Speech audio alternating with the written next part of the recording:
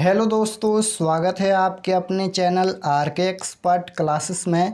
तो यदि आप भी क्लास 11th का 1 अक्टूबर को सितंबर मंथली एग्ज़ाम देने वाले हैं तो अभी के इस क्लास में क्लास 11th के लिए हम लोग हिंदी के 100% ओरिजिनल क्वेश्चन पेपर का ऑब्जेक्टिव और सब्जेक्टिव क्वेश्चन आंसर इस क्लास में देखेंगे। तो आप लोग क्लास में अंत तक बने रहिएगा। ये क्लास 11th का सितंबर मंथली एग्ज़ाम के लिए हिंदी के ओरिजिनल क्वेश्चन पेपर हैं और इसका ऑब्जेक्टिव और सब्जेक्टिव दोनों इसी क्लास में हम बता देंगे। यहाँ पर देख सकते हो क्लास 11th मंथली एग्जामिनेशन सितंबर 2024। इसका एग्ज़ाम आप लोगों का 25 सितंबर को होने वाला था, लेकिन किसी कारण आप लोगों का परीक्षा को आगे बढ़ा दिया गया, यानी इसका अब एग्ज़ाम 1 अक्टूबर को होने वाला है। तो 1 अक्टूबर को आप लोगों का हिंदी और इंग्लिश का एग्ज़ाम होगा, सितंबर मंथली एग्ज़ाम। तो इंग्लिश का हम क्वेश्चन पेपर बता दिए हैं, ऑब्जेक्टिव और सब्जेक्टिव ओरिजिनल। तो आप लोग अगर नहीं देखे होंगे तो जाकर देख लीजिएगा, या डिस्क्रिप्शन में हम लिंक दे देंगे उस क्लास को, जाकर आप लोग देख लीजिएगा। इस क्लास में हम लोग हिंदी के क्वेश्चन पेपर देखेंगे और ये हिंदी का यहाँ पर ये क्वेश्चन पेपर है और ये साइंस आर्ट्स कॉमर्स तीनों के लिए सेम पेपर रहेगा। यहाँ पर देख सकते हो लिखा गया है IAC, ICOM और IE तीनों के लिए सेम पेपर रहेगा। विषय कोड भी यहाँ पर तीनों के लिए अलग अलग दिया गया है और आप लोग का एग्ज़ाम आप जानते हैं 50 नंबर का होता है। समय मिलता है 1 घंटा 30 मिनट का। तो चलिए हम क्लास को स्टार्ट करते हैं। और अगर आप लोग चैनल पर नए होंगे तो चैनल को सब्सक्राइब कर लीजिएगा ताकि आने वाले नेक्स्ट क्लास आपके पास ज़रूर पहुँचे। तो यहाँ पर सबसे पहले खंड अ मिलेगा। खंड अ में आपसे वस्तुनिष्ठ प्रश्न पूछा जाएगा। यहाँ पर देख सकते हो 1 से लेकर 30 तक, जिनमें से किन्हीं 25 प्रश्नों के उत्तर देना है एग्जाम में। तो फर्स्ट क्वेश्चन पूछा गया है कि जिन संज्ञाओं से एक ही प्रकार की वस्तु अथवा व्यक्तियों का बोध हो उन्हें क्या कहते हैं। जिन संज्ञाओं से एक ही प्रकार की वस्तु अथवा व्यक्तियों का बोध हो उन्हें क्या कहते हैं। व्यक्तिवाचक संज्ञा, जातिवाचक संज्ञा, या गुणवाचक संज्ञा, या भाववाचक संज्ञा। तो राइट आंसर क्या हो जाएगा, जातिवाचक संज्ञा कहते हैं। Right answer option number B हो जाएगा। यही क्वेश्चन फर्स्ट क्वेश्चन पर रहेगा। क्वेश्चन नंबर 2 है, निम्नलिखित में से कौन अल्प विराम चिन्ह है। तो राइट आंसर क्या हो जाएगा, 2 नंबर का यहाँ पर सी राइट आंसर हो जाएगा। क्वेश्चन नंबर 3 की ओर चलते हैं। 3 नंबर क्वेश्चन है, ड वर्ण का उच्चारण स्थान होगा। तो राइट आंसर 3 नंबर का ऑप्शन नंबर बी हो जाएगा, तालु। क्वेश्चन नंबर 4 है, प्रकाश शब्द में कौन सा उपसर्ग है। उपसर्ग पूछा गया है। तो उपसर्ग किसी भी शब्द के पहले जुड़ता है। तो प्रकाश में प्र उपसर्ग है और काश यहाँ पर मूल शब्द है, यानी राइट आंसर क्या हो जाएगा, प्र उपसर्ग होगा। राइट आंसर सी हो जाएगा, प्रकाश में प्र उपसर्ग जुड़ा है। क्वेश्चन नंबर 5 है, लड़ाई शब्द में प्रत्यय है। अब प्रत्यय शब्द के लास्ट में जुड़ता है। तो लड़ाई में आ प्रत्यय होगा नहीं, आई प्रत्यय होगा नहीं, लड़ प्रत्यय होगा नहीं, लड़ाई में आई प्रत्यय होगा। Right answer option number D हो जाएगा। क्वेश्चन नंबर 6 है कि अस्त शब्द का विलोम शब्द, विलोम शब्द मतलब उल्टा शब्द। तो अस्त का उल्टा क्या होता है, उदय होता है। राइट आंसर 6 नंबर का ऑप्शन नंबर ए हो जाएगा।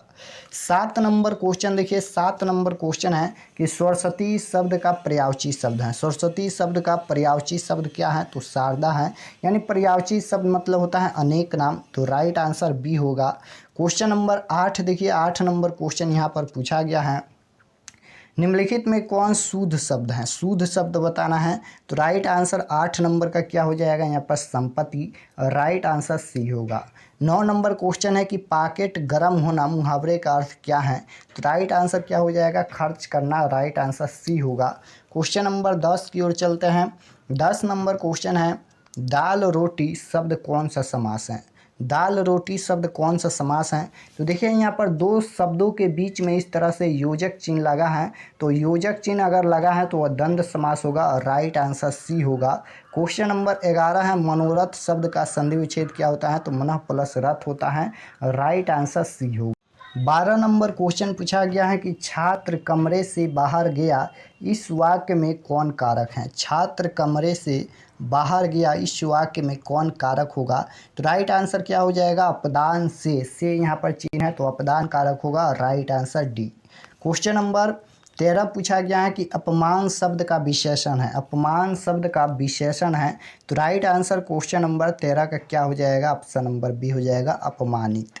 क्वेश्चन नंबर 14 है विवाह शब्द किस लिंग का उदाहरण है। तो राइट आंसर क्या हो जाएगा यहाँ पर 14 नंबर का, विवाह होता है इसलिए पुल्लिंग हो जाएगा। राइट आंसर ये होगा, न कि विवाह होती हैं इसलिए पुल्लिंग होगा, स्त्रीलिंग नहीं होगा। 15 है कि जिसकी परीक्षा ली जा चुकी हो, इस वाक्य खंड के लिए एक शब्द हैं। तो जिसकी परीक्षा ली जा चुकी हो परीक्षित हो जाएगा। राइट आंसर सी होगा। क्वेश्चन नंबर 16 पूछा गया है पाठ्य पुस्तक में प्रस्तुत विधापति के दोनों पद कहाँ से लिए गए हैं। तो राइट आंसर क्या हो जाएगा यहाँ पर, दोनों पद कहाँ से लिया गया है। तो विधापति पदावली से, और ये question same to same class 12 के हिंदी में मिलेगा। तो राइट आंसर डी होगा। 17 नंबर क्वेश्चन है कि हल्कू कैसे जान सका कि रात अभी पहर भर बाकी हैं। अब यहाँ से आप लोग का क्लास 11th का हिंदी का बुक का क्वेश्चन आ गया। तो हल्कू कैसे जान सका कि रात अभी पहर भर बाकी हैं। तो सप्तर्षि को देखकर, राइट आंसर बी हो जाएगा, यानी तारे को देखकर। क्वेश्चन नंबर 18 है बाकी चुकाने के लिए ही तो हमारा जन्म हुआ है, पेट के लिए मजबूरी करो ऐसी खेती से बाज आए, प्रस्तुत कथन किसका है।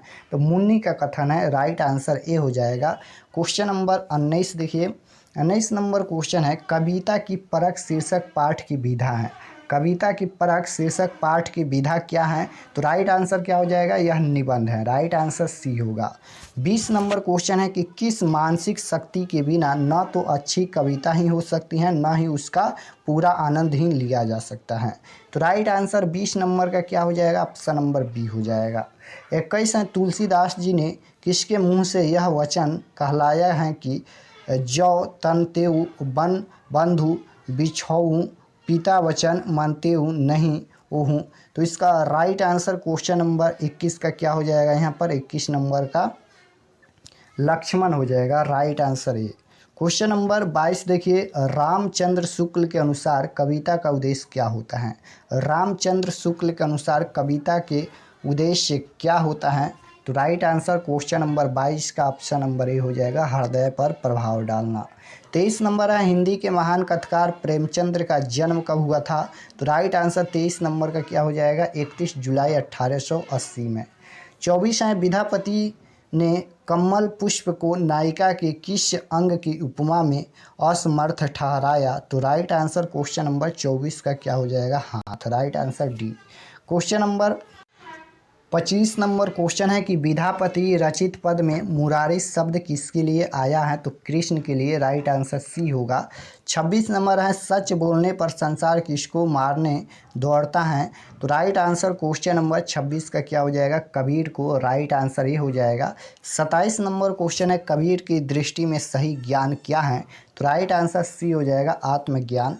28 नंबर क्वेश्चन है साखी शब्द और रामायणी की रचना किसने की है। तो राइट आंसर 28 नंबर का डी हो जाएगा, कबीर ने। 29 नंबर क्वेश्चन है कि भक्त कावित्री मीराबाई किसकी उपासिका थी। तो राइट आंसर क्वेश्चन नंबर 29 का क्या हो जाएगा, कृष्ण की। राइट आंसर ये हो जाएगा। 30 नंबर क्वेश्चन है भक्त कावित्री मीराबाई की तुलना भारतीय साहित्य में तमिल के किस वैष्णव भक्त कावित्री से भी की जाती हैं। तो राइट आंसर 30 नंबर का क्या हो जाएगा यहाँ पर, ऑप्शन नंबर सी हो जाएगा, गोदा अंडाल से। तो यहाँ पर हम लोग क्लास 11th के हिंदी के वस्तुनिष्ठ प्रश्न यानी ऑब्जेक्टिव क्वेश्चन देखे हैं 30 में 30, जिनमें से 25 प्रश्नों के उत्तर देना है एग्जाम में। तो ये हिंदी का ऑब्जेक्टिव क्वेश्चन हो गया खंड अ का। उसके बाद चलिए हम लोग खंड ब पर चलते हैं। मिलेगा खंड ब में आपसे विषयनिष्ठ प्रश्न पूछा जाएगा। जैसे सबसे पहले फर्स्ट क्वेश्चन में पूछा गया है निम्नलिखित में से किन्हीं 5 प्रश्नों के उत्तर दे।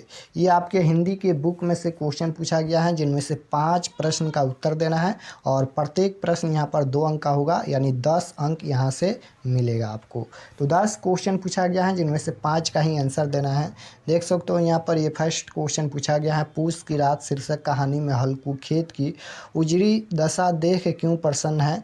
उसके बाद यहाँ पर ये 2 नंबर क्वेश्चन है, 3 है, 4 है, इस तरह से 10 क्वेश्चन पूछा गया है। देख सकते हो यहाँ पर ये 8 नंबर क्वेश्चन पूछा गया है, कबीर रचित पद में बलिया का प्रयोग संबोधन में हुआ है, इसका क्या अर्थ है। उसके बाद है कबीर ईश्वर से मिलने के लिए बहुत आतुर हैं क्यों। उसके बाद यहाँ पर है 10 नंबर की भक्त कावित्री मीराबाई का जन्म कब और कहाँ हुआ था। तो ये 10 क्वेश्चन पूछा गया है जिनमें से 5 का आंसर देना है। उसके बाद 2 नंबर क्वेश्चन में पूछा गया है कि बड़े भाई की शादी में जाने हेतु 4 दिनों की छुट्टी के लिए अपने प्रधानाध्यापक के पास एक आवेदन पत्र लिखे। अथवा में यहाँ पर है, यानी यहाँ पर ये 2 प्रश्न में से एक का ही आंसर देना है, या अथवा या यहाँ पर 2 नंबर। उसके बाद यहाँ पर ये 3 नंबर क्वेश्चन है।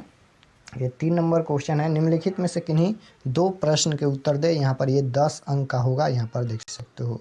इसमें से 2 ही प्रश्न का आंसर देना है, देख सकते हो। यहाँ पर ये दीर्घ उत्तरीय प्रश्न का 2 प्रश्न का आंसर देना है। यहाँ पर पूछा गया है कि हल्कू और मुन्नी दोनों के चरित्र की विशेषताएं बताएं, आपको इन दोनों में अधिक महत्वपूर्ण कौन लगा, इस प्रकार से क्वेश्चन है।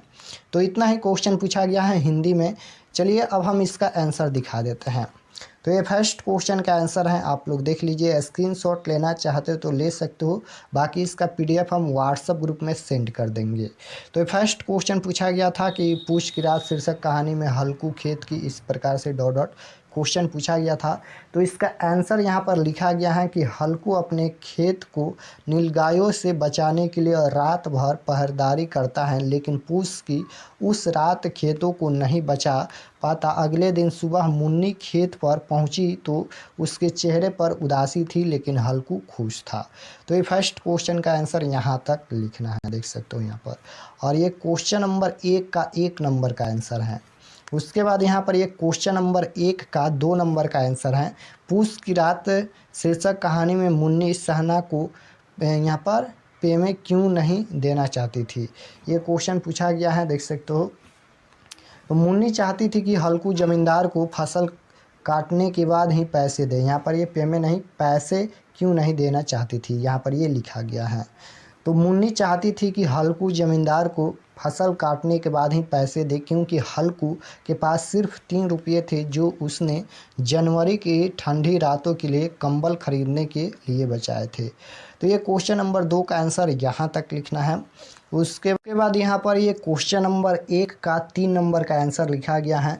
पूछा गया था क्वेश्चन की कविता की परख शीर्षक निबंध के अनुसार एक कवि के लिए कल्पना का क्या महत्व है, तो इसका आंसर यहाँ तक लिखना है। यहाँ से शुरुआत करना है। जिस मानसिक शक्ति के सहारे कवि कविता में भावोद्दीपन हेतु तत्संबंधित रूप एवं व्यापार का योजना करते हैं तथा पाठक उसे अपने मन में ग्रहण करते हैं, उसे कल्पना कहते हैं। एक कवि के लिए कल्पना का अत्यधिक महत्व है, बिना कल्पना शक्ति के कोई व्यक्ति कवि नहीं हो सकता है। तो इसका आंसर यहाँ तक लिखना है। उसके बाद ये क्वेश्चन नंबर 1 का 4 नंबर का आंसर है, देख सकते हो। कविता की परख शीर्षक निबंध के अनुसार पात्र के मुख से भाव की व्यंजना कराने में कितना ध्यान रखना पड़ता है, तो इसका आंसर यहाँ से लिखना है कि कविता की परख एक विवेचनात्मक निबंध है। कविता की परख निबंध के माध्यम से लेखक ने कविता के विभिन्न पहलुओं का विवेचन किया है। इन पहलुओं में लेखक ने यह समझने का प्रयत्न किया है कि कविता किस कारण से लिखी जाती है, कविता में कल्पना का कितना महत्व है और कल्पना की कितनी सीमा है। तो यहाँ तक इसका आंसर लिखना है, देख सकते हो। उसके बाद यहाँ पर क्वेश्चन नंबर 1 का 7 नंबर का आंसर है। ये 7 नंबर का आंसर है। विद्यापति रचित पाठ के अनुसार कंबल आँखों के समान क्यों हो सकता है, कमल आँखों के समान क्यों हो सकता है, तो इसका आंसर लिखना है कुछ इस प्रकार से। आँखों के लिए आप कौन कौन सी उपमाएं देंगे, अपनी उपमाओं से आँखों का गुण साम्य भी दर्शाए। महाकवि विद्यापति ने सरस वसंत समय भल पावोल पद में नायिका के रूप में सौंदर्य का वर्णन करते हुए आँखों के लिए कमल की उपमा दी है। तो इसका आंसर यहाँ तक लिखना है। तो 5 प्रश्न का आंसर देना था, 5 प्रश्न का आंसर हम बता दिए हैं यहाँ पर। उसके बाद यहाँ पर ये 2 नंबर क्वेश्चन में पूछा गया था आवेदन पत्र लिखने के लिए, तो इस प्रकार से यहाँ पर आवेदन पत्र लिखना है। सबसे पहले लिखना है सेवा में श्रीमान प्रधानाचार्य महोदय, यहाँ पर स्कूल का नाम लिख देना है सबसे पहले। उसके बाद विषय मेरे बड़े भाई की शादी के लिए छुट्टी के लिए प्रार्थना पत्र है। सबसे पहले यहाँ पर लिखना है महोदय सविनय निवेदन है कि मैं आपके विद्यालय की कक्षा 10वीं का छात्र हूँ। यहाँ पर कक्षा 10वीं या 11वीं या 12वीं कुछ भी लिख सकते हो। अपने यहाँ पर आने वाली शादी की तारीख को मेरे बड़े भैया की शादी है, इस कारण मैं कुछ दिनों के लिए विद्यालय में उपस्थित नहीं हो पाऊँगा। यह एक महत्वपूर्ण पारिवारिक कार्यक्रम है, इसलिए मेरी उपस्थिति आवश्यक है। मैं वापस आते ही किसी भी छूटे हुए काम को जल्द ही पूरा कर लूँगा। तो यहाँ तक लिखना है। उसके बाद है यहाँ पर, अतः आपसे निवेदन है कि मुझे शुरुआती तारीख से अंतिम तारीख तक छुट्टी देने का कष्ट करें। उसके बाद यहाँ पर नाम लिख देना है, यहाँ पर नाम लिखना है। उसके बाद यहाँ पर डेट भी लिख देना है कि किस तारीख को आप पत्र लिख रहे हैं, इस प्रकार से लिख देना है। रोल कोड, रोल नंबर भी लिख सकते हो। उसके बाद ये 3 नंबर क्वेश्चन में बोला गया था कि 2 प्रश्नों के उत्तर दे, तो यहाँ पर 3 का यहाँ पर 1 नंबर का आंसर है। इस प्रकार से इसका आंसर लिखना है। हल्कू एक औसत भारतीय किसान की तरह हमेशा परिस्थितियों से समझौता करने के लिए तैयार रहता है और अपने दयनीय जीवन को भाग्य की विडंबना मानता है, लेकिन मुन्नी के किराएदार में ऐसा नहीं है। उसके स्वभाव में अन्याय के प्रति विद्रोह की भावना है। तो 3 नंबर क्वेश्चन का 1 का आंसर यहाँ तक लिखना है। उसके बाद 3 का 2 नंबर का आंसर यहाँ तक लिखना है, देख सकते हो।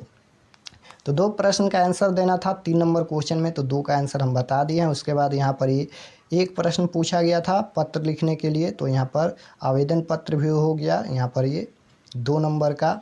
उसके बाद यहाँ पर ये फर्स्ट क्वेश्चन में 5 प्रश्न का आंसर देना था, तो 5 प्रश्न का आंसर हम बता दिए हैं। आप चाहे तो स्क्रीनशॉट ले सकते हो, यहाँ